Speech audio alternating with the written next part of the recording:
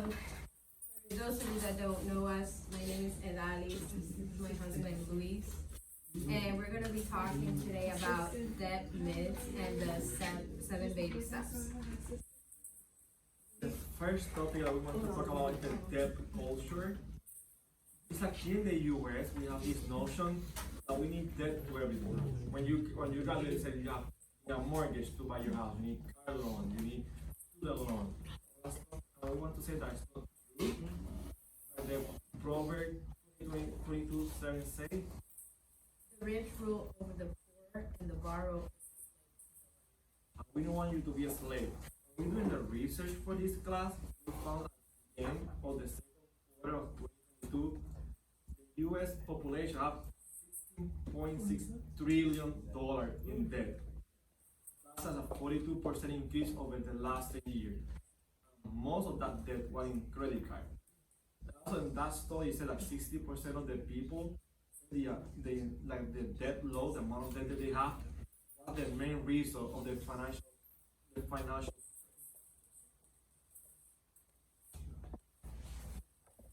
So, the first myth that we're going to discuss is debt is a tool. The myth, debt is a tool and should be used to create prosperity. And the truth is that as considerable risk most often doesn't bring prosperity, and isn't used by wealthy people nearly as much as we're led to believe. So there is some truth that debt can be an extremely powerful tool, but it has to be used properly. In finance, there's bad debts and there's good debt. I say good debt, but it's like a better debt, right? The bad debt is owing money on depreciating assets. So think about your car. So you acquire a car with a loan, and that the value of your car goes down. So you're getting in debt, you're paying for that on top of your car. But the value of that car, it decreases, it goes down in value. Then a good debt is owning an asset that increase in value. So think about like your property, or if you are a business owner, maybe you need to get in debt to be able to acquire certain assets to be able to work on your business. But then the outcome of that is that it creates positive cash flow. So it increases your value, and then above what you have, your expenses. So after your expenses, you're getting a cash flow, positive cash flow. But even if it can be a good debt, you have to remember there's risk. Like when you remember 2008, how the market, how the property value went down, and your debt is the same amount or even higher. Even if you have a good debt, there's risk involved. There's risk, and we still want to pay it off as quickly as we can so that we remove that risk of having. One of the topics that people say a lot in the street is that you need leverage. Leverage is the best thing for your business or for your personal stuff. And I want to explain what is leverage in the most easiest way. Leverage is related to the return on investment. Most of the people call it ROI. And that means how much percentage of investment you recoup over the initial investment. For example, I think you invest $1,000 of your own money in a business or in the stock market, and that investment gives you $1,200. That means you have a $200 net. You divide that $200 divided by 1,000, it gives you a 20% return on investment. That's without any leverage. But let's assume the same thing, but now with leverage. So, investing $1,000 of your own money, you only spend $500, and then on your own, and then you go to have $500 in debt, either for an investor or a bank institution. They give the same $1,000, the same return of $1,200, and now your return investment is 40%. You have 200 divided by 500. But you're going to say, Luis, why is that? It's not the best solution. It's amazing, but let's assume instead of having positive return, you have a negative return. Instead of having $1,200 on return, you spend that 1,000 and you only have $800. Now you have a loss of $200. Without any leverage, $200 negative 20%. But with the leverage, you have the same thing, but now you have to pay the debt, but you have the loss. That multiplies to 40% loss. Like when you're doing your financial leveraging, you have to have all the information available because it can be good if you go in the right side, but you go to the other side, that is double the impact to your finance. Yeah, I think, I mean, there was a lot of numbers in a minute, but I guess the bottom line, the key takeaway here is understanding that when you use debt, you use it as a leverage for your investment, you need to consider that, yes, if you could get like a higher increase on your return, but on the flip side, you can also lose by the same percent, right? So there's, again, that's a risk. Okay, so understand not just looking at what would be my return, assuming it's positive, you also need to consider what is on the flip side. You're gonna have a risk. So you can go up or down by the same percentage when you're using debt as a leverage.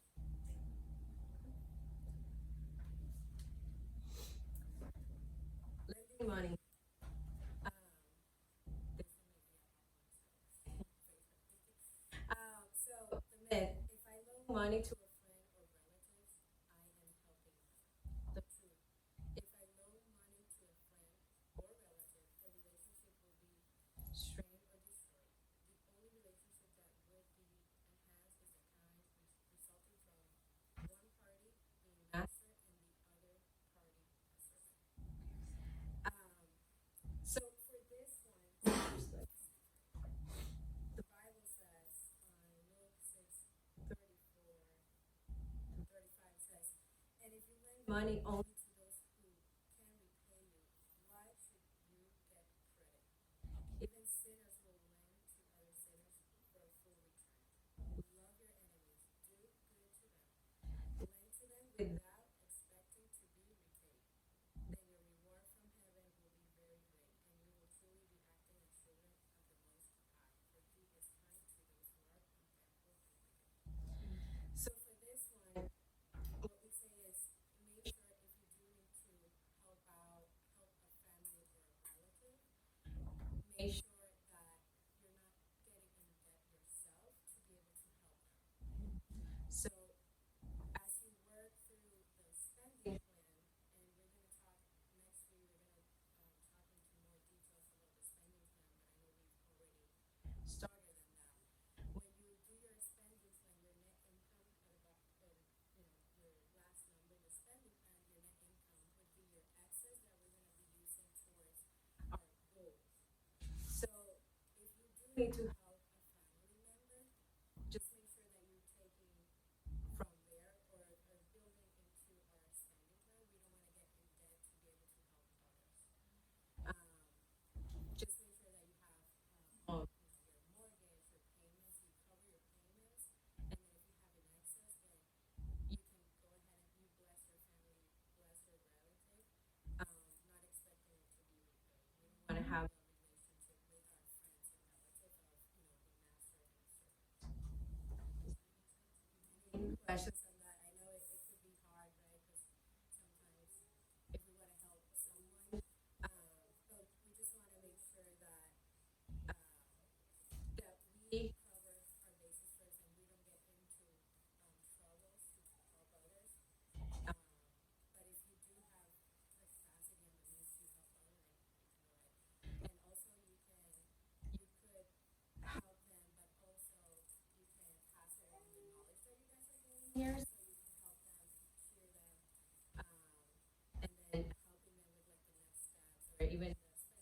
the next steps or even the spending plan and things like that. So you can help them financially, but also you can encourage them and pass along the knowledge from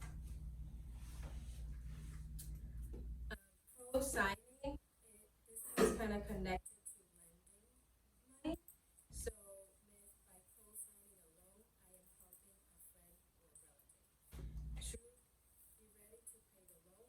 The bank wants a co-signer for a reason, which is that they don't expect the friend or relative to pay. Again, connected to the lending, if you are helping someone in this area, just make sure it's money that you can actually afford. So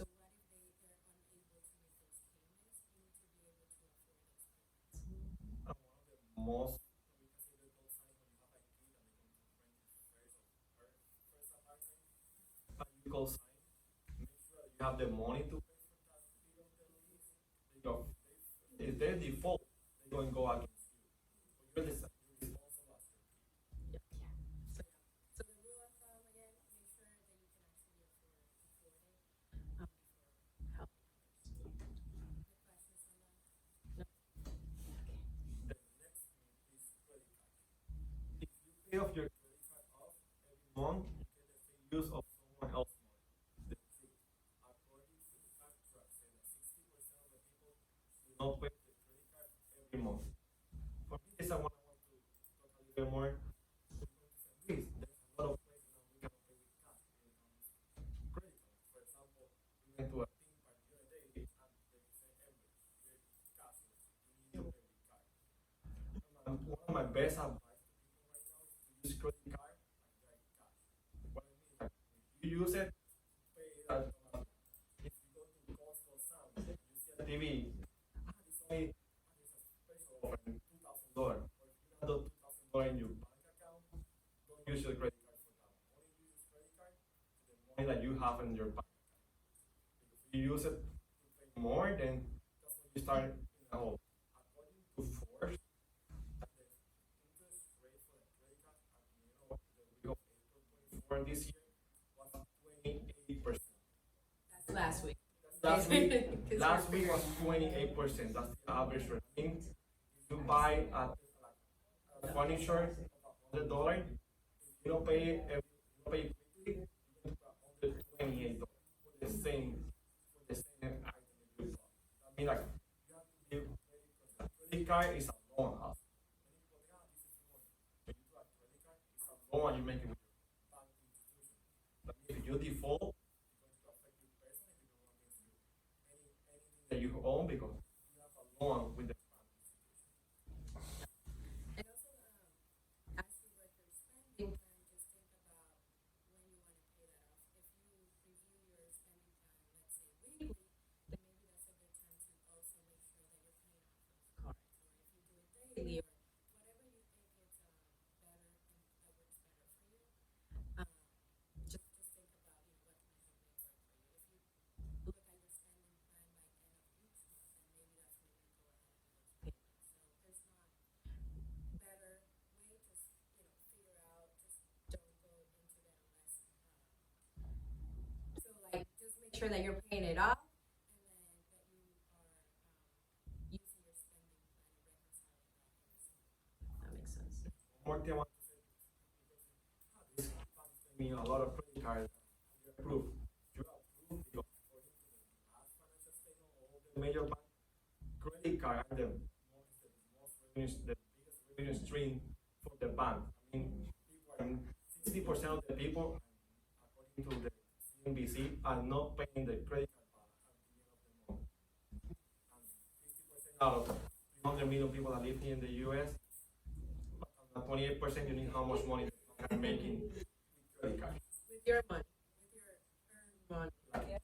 the first 6 months of this year, according to that study, credit card debt increased by $1 billion in only 6 months.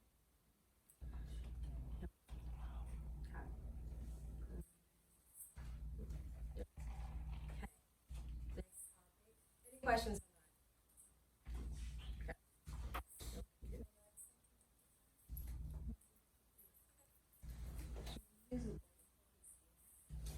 You can use there, but if you need to want to use the credit card for your phone or something, remember to try to use it like cash. Never use more than what you have in your bank account.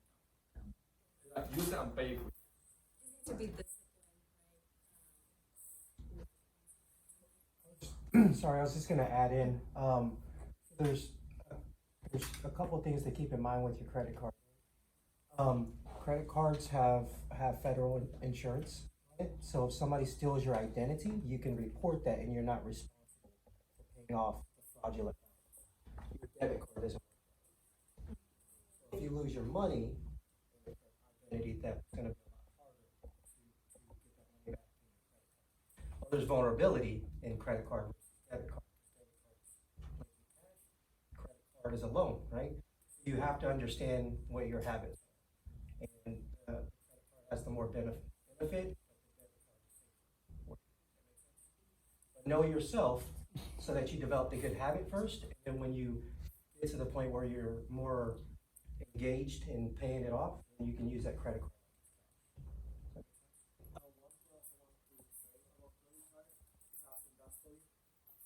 Give you like a word, point, whatever. 30% of the people do not use it, using their points and stuff like that. Giving out some money. If you use it, remember, you put some points or some benefit. You use it, that way you can pay. So like 30%, 30% of the people forget that they doing that stuff. And we had a personal thing years ago where we were playing with that, and then by the time we got the cash back, it was less than the interest that we paid because a few months we just forgot about it. So it's very tricky. Remember, if you have some cash card or in the credit card that you have to use, it. 30% of the people leave it to waste. I want to go back to what Daryl said about the debit card versus credit card and the protection you have. Credit cards are maybe safer. Most banks, most reputable banks, will also add protection to their debit cards. So yes, although credit cards are always safer because it's not really your money, and banks typically are it's easier to get back when you open a claim. But debit cards also have protection. So just because it's a debit card, you see a transaction that you did not authorize doesn't mean you can't call the bank and call the bank over. Yeah, it take longer. They may not put the money right back like they would with a credit card. So right away until their investigation is done. But you still can call and Yeah, I was gonna say one thing about the credit card. I know if you read the book, Dave Ramsey is gonna say no credit cards. Use credit cards at all, right? In this class, we understand the reality that people use credit cards, so we try to show some safeguards. But at the same time, I think we need to realize who we are, right? Because there are benefits of using the credit card for points and so forth, and some people do use it with that intention. But again, what he said about the reality that most people don't pay it off, we go with the intention that we're gonna pay it off, but we don't pay it off. So those points can cost us. So if you know that you're not gonna pay it off, or you know you're not at that point of discipline, right? Stay away from it. Stay away from it. Don't try to leverage the points. The thing is gonna benefit you when we know that we're not gonna be benefited from it. So that individual just cancel out credit cards from their arsenal. you're trading off 3% in gas that you get for 28% interest. I mean, just math ain't math, right? So you gotta really think about. It's true. That's good. Use credit card as cash. Use it. The other day I went to a restaurant. I used it. I paid. I was paying out the restaurant. I was paying my credit card the same way. That's discipline. Yes, Yeah, it's like I pay at the same moment. Like, If you're not there, that discipline, don't do it. Yeah, so I was like, you can't wait until we have to right away. yeah, for me, I use credit He's card. like, yeah, that's it. Yeah, I use credit card as cash. That way, if any pass. So to Danny's point, know yourself. If you're disciplined enough to have that, then it's okay. But then if you're not that disciplined, then maybe you should go with the debit option, the cash option. Not to beat this too much, the author, the book that we're reading, when he speaks, when he's talking about this, he's speaking to the majority, right? And the majority of us, are disciplined. So that's why he's Yeah. 60%. So we want to be at the 40%. That's where we want to be.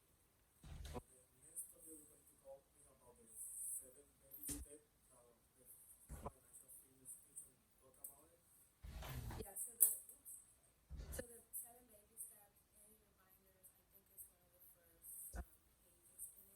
You can see those steps, and we're going to discuss it in more depth now. But essentially, the 7 baby step is a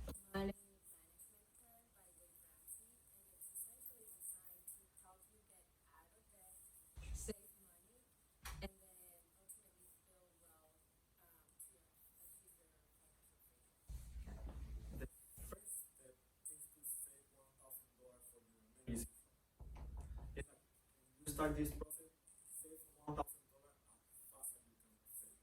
Take as you know, like a gazelle, like save $1,000 as a gazelle really quickly, and that will be covered like any unexpected. Then you can find what, like you have flat tires, some. But also at the same time, $1,000 was like almost 10 years ago, and with inflation and everything, I always recommend people to see your expenses and see how much you have to pay to cover something. Like some people now have to change tires. That tire can cost almost $2,000 now. Like to save up, if you're right now with inflation, that $1,000 is a good starting point. You don't have anything. Also, save inflation, that number can be higher. Yeah, for these $1,000, like I said, just do it as quickly as you can. We're gonna have another class where we're gonna go over how you can make that happen if you don't have this fund. But just get creative, right? You can look around your house if you can sell something, or if you can make cupcakes, really good cupcakes, or things like that that you can, outside your regular job, you can go ahead and get this $1,000. If you're making cupcakes, bring them next class. Yes, please. And I'll If you're- taste them and let you know if If it's you're working. making cupcakes and cookies, please, we'll help you. So yeah, we're gonna have a class just on this, but just keep that in mind, right? As you are working on your spending plan and you're looking at all these tabs, just think outside the box. Step number 2. This is paying off all your debt except for the house.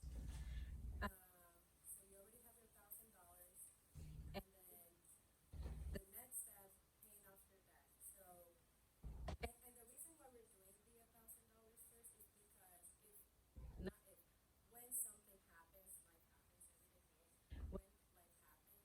When life happens, if we're already on step 2, we're trying to pay off debt. We don't want to get in debt to cover for life events, right? So we have that covered.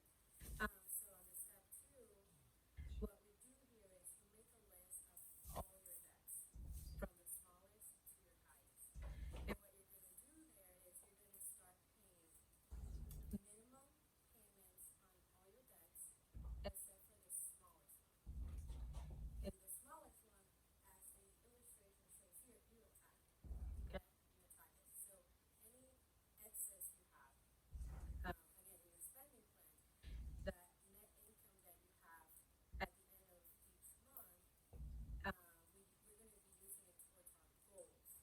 So that's money that we're going to be using to pay off debt. So you take the first one, and any excess you have available, you attack that debt until you pay it off. Once you pay that off, then all the money that you were putting towards that first one, then you do it on the second one, and you keep going. That's why it's called a snowball, right? Because you start on one and it keeps going until you're done. Any questions on that? 'Cause that's, I think this is very important. We say to start with your lowest one, only because that psychological help you to feel good about yourself. Just pay this one, and now you feel more empowered to pay the next. It's like those small wins, right, that keeps you going. The smallest debt, You pay, so if you have, let's say you have 5 debts, okay? So you're gonna start attacking the smallest one first, but for the other 4, you're gonna be paying only the minimum. Only the minimum, and then you're gonna pay more on the smallest. Minimum, she said minimum payment. Minimum towards payments. the I other see, ones. like, That's what I'm. yes, For the- yeah, for the other ones, and then the smallest one is the one that you're gonna be attacking. So any excess that you may have available, you're gonna use it towards that smallest one. And once you're done paying that one, then all the amounts for all the money that you were putting towards that first one, then you're gonna move it on to the next one. And then you keep putting minimum payments on the other 3, and then so on.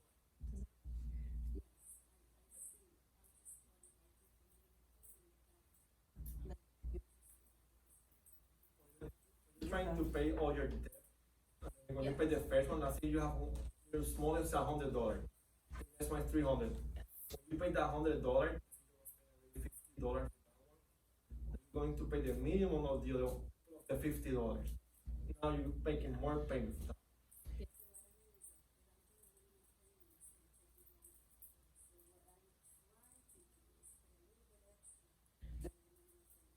You paying a little bit extra, you paying a little bit extra on one debt, or you dividing your resources on everything else?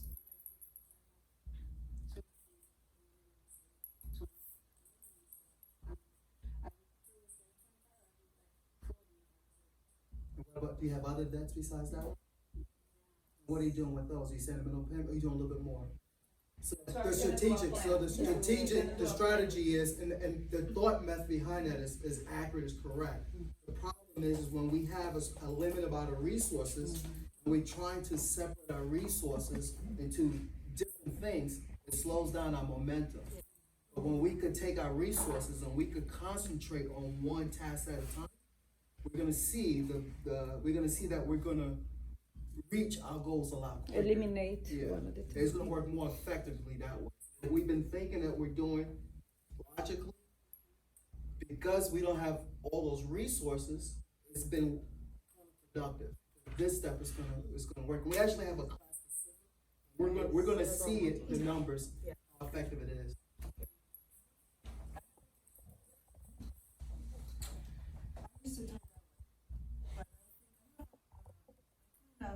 I don't know if this is, say if you have a credit card,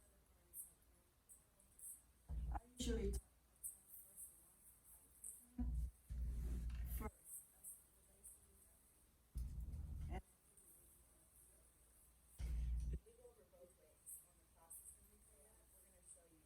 because I attack first, it's right first. Because if you're gonna attack the lower,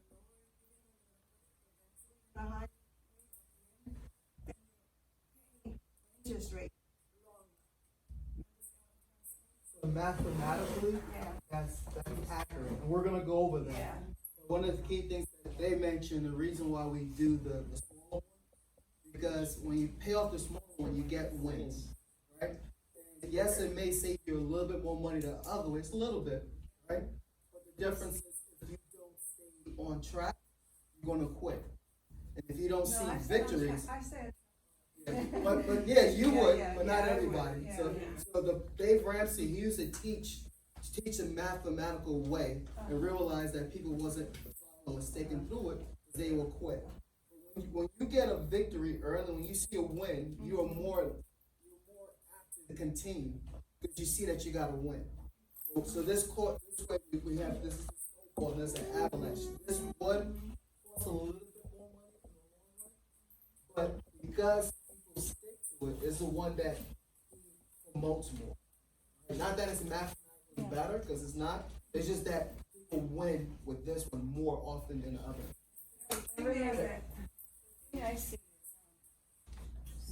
basic mind, even though you want that to go to get out of debt, you also have to feed your credit. So your main focus also getting paid off your debt, but also you have to focus on your credit. It's going high, it's going low, every time you pay your debts. So that's the way I strategy. Because we gotta remember that. We gotta remember this is a numbers game, like you're talking about. But most of us are not really playing that numbers game well because we're in debt. We didn't really look at the interest rate that we're paying, 28%. We charged the card, right? So we're not numbers people. Most of us are not. You are, because that's the way you're wired. So it works for you. But most of us, it's an emotional thing. We buy things emotionally, right? Just So- like you said, Right. the discipline But- is what makes you Yeah. expert and succeed in Yeah. So the emotional piece, though, when you pay off the smallest debt, the $500 debt that she was talking about, the smallest debt, you're done with one card. Even though you're paying 28% on the other one, who cares? I got rid of one debt. Now with that money, I'm gonna pay off the second debt. Now I can see progress, the momentum that he's talking about. Now we're seeing that progress move, and emotionally, it does something in us. Right? We want to continue to pay off that debt because they're moving, they're dropping like flies, Yeah. right? And then regardless how much I'm paying, I'm seeing progress. Now I can stick with it. But if we do it based on interest rate, you may be paying the $5,000 credit card that has the highest interest because you don't want to pay more in interest, but then the 500 stays. It's gonna take you 7 months, 8 months to pay the 5,000. When you have all these other ones, you're like, I'm not making any progress, and then I quit. So that's why we're teaching this debt snowball instead of the avalanche, which is the interest rate. I just wanted to bring that up and really clarify. And I we would also say in the want- long run, you're paying more to the bank.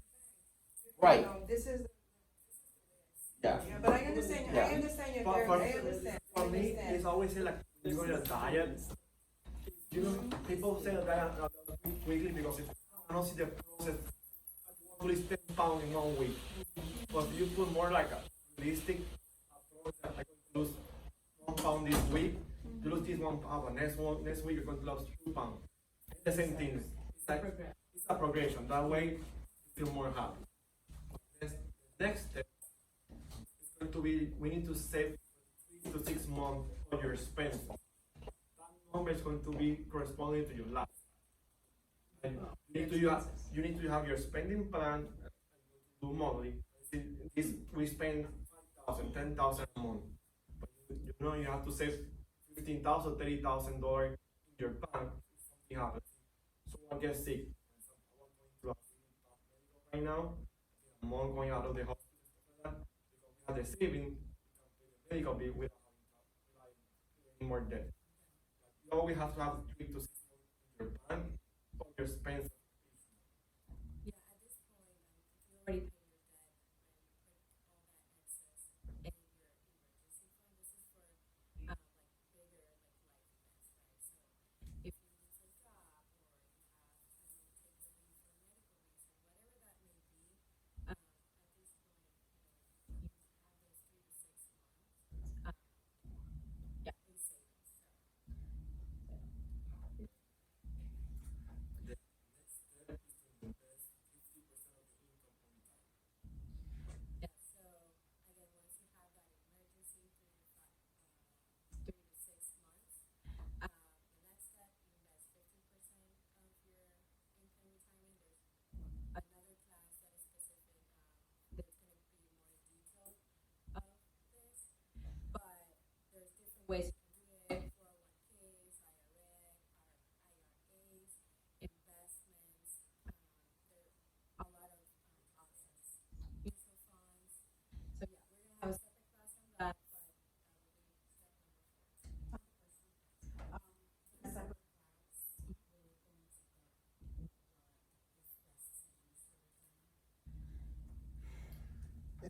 In that separate class, we're gonna talk about, different types of investment, but not particular, investments, like Apple or this.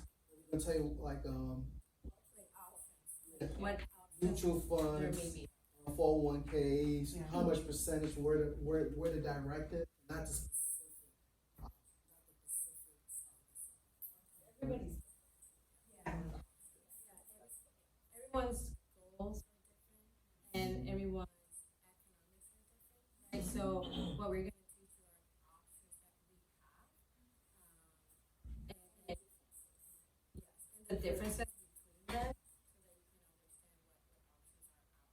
can understand what options are out there, and so that you can make decisions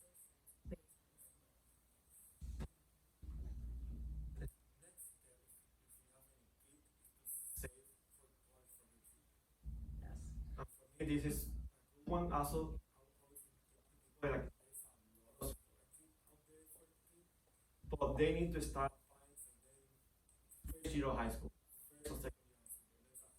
There's a lot of corporations like I work for Verizon and they have scholarship, but you need to start when you're in 10th grade.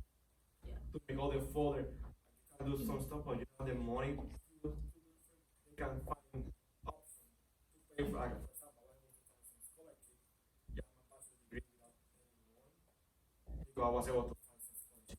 I was in the high school. Yeah, in the previous class, someone mentioned that one of their kids, they were able to go to school, all like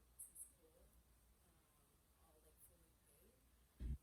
But not for all of her kids. So Yeah, what you mentioned is that in school, they gave they said to the son that he wouldn't be able to apply for the scholarship because he didn't qualify. But the son And went and did it anyway. he actually qualified, and that paid for almost for the full 4 years. So we'll talk about, The truth and I mean, and help you guys to get out. So that was very good. yeah, so step 5, save for your kids, but just know that there are other options as well that they could find in terms of step number 6, pay off your home early. So you pay off your debts, you have your emergency, you're putting money towards your retirement, then it's time to pay your house. In this case, you attack your mortgage until you pay it off. And then the last step, this is the fun part, build wealth and give. We are givers by nature, right? Because we believe in give, but at this point, you can be extra generous, right? You can put a lot more money towards the kingdom and towards any goals you may have. You can leave your legacy at this point for your kids and your family. Next week class, we're going to do a workshop. Well, we need people to do the spending plan in your house this week, but that way you come next week, we're going to all here answering questions and doing with you to help any questions. What's necessary for you to do the spending plan. One thing we have to do for the spending plan is to take into account that you have kids, Christmas gift or any birthday gift, to make a budget and divide that budget through the whole year. If you're going to spend $500 for Christmas, take that 500 divided by 12, and that's what you're going to save each month for that December. You have the money saved. Like, remember, you have to put any gift stuff like that. You already know you're going to do it, and divide it by 12. So yeah, so we just want to encourage you for next class, work on your spending plan if you haven't done so already. We're all gonna be here. We're happy to help you. Bring any questions. You don't need necessarily to get into too much details of your personal situation, but do bring questions for us. We're here to help. And we just want to make it interactive. Tell to lead us in prayer.